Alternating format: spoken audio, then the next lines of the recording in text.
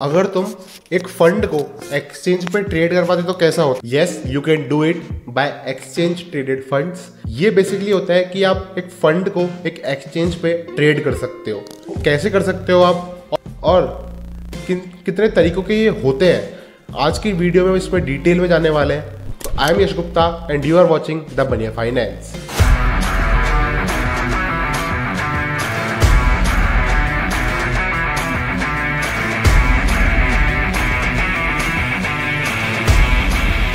Exchange traded funds basically funds होते हैं जो बहुत सिमिलर होते हैं स्टॉक की तरह। जैसे स्टॉक आईपीओ के थ्रू मार्केट में आते हैं, वैसे ही ईटीएफ्स एनएफओ के थ्रू आते हैं, जिसका मतलब है न्यूली फंड ऑफरिंग। इससे ईटीएफ जो है वो स्टॉक की तरह मार्केट में लिस्ट होते हैं।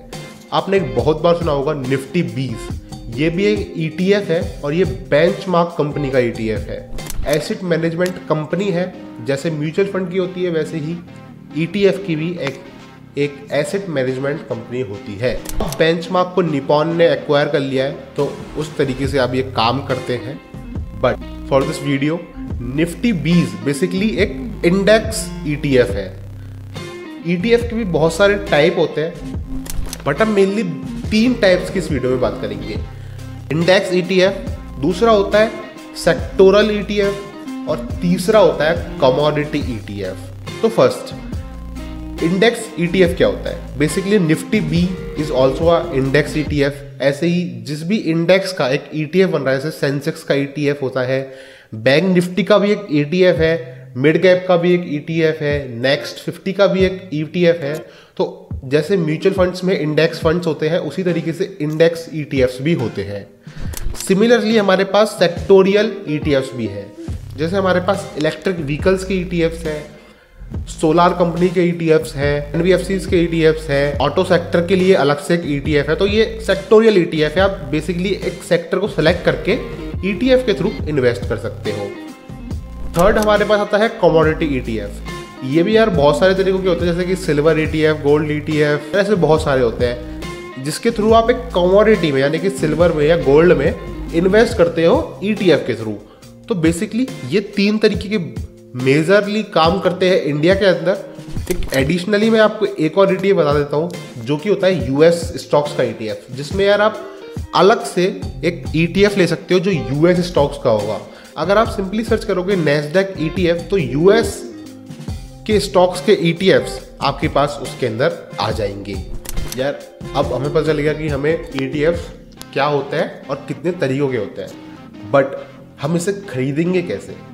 यार आपके पास सिंपली एक डीमेट अकाउंट होना चाहिए इसको खरीदने के लिए। अगर आपके पास डीमेट अकाउंट नहीं है तो मैंने नीचे लिंक डिस्क्रिप्शन में दी हुई है, सारे लीडिंग ब्रोकर्स की मैंने नीचे लिंक डिस्क्रिप्शन में दी हुई है। साथ में मैंने बहुत सारे क्रेडिट कार्ड्स की लिंक भी दी हुई है, जिससे आप खरीद सकते हैं और 500 का कैशबैक भी ले सकते हैं, and it is not a fraud. तो आपको डीमेट अकाउंट में जाना है। अपने डीमेट अकाउंट के किसी भी ब्रोकर को खोलना है। सपोजिवली हम अब स्टॉक्स को खोलते हैं, अब स्टॉक को सर्च करते हैं हम निफ्टी 20, तो हमें निफ्टी 20 का स्टॉक आ जाएगा, फंड आ जाएगा, उस पर हम क्लिक करेंगे। हम उसको बाय या सेल कर सकते हैं उसी टाइम पे, और कितनी भी quantity, there is no minimum quantity और मैक्सिमम क्वांटिटी। जिस भी प्राइस निफ्टी भी ट्रेड कर रहा होगा, आप उस प्राइस पे उसे खरीद सकते हैं। ऐसे ही आप फंड को सर्च करके बाय कर सकते हैं।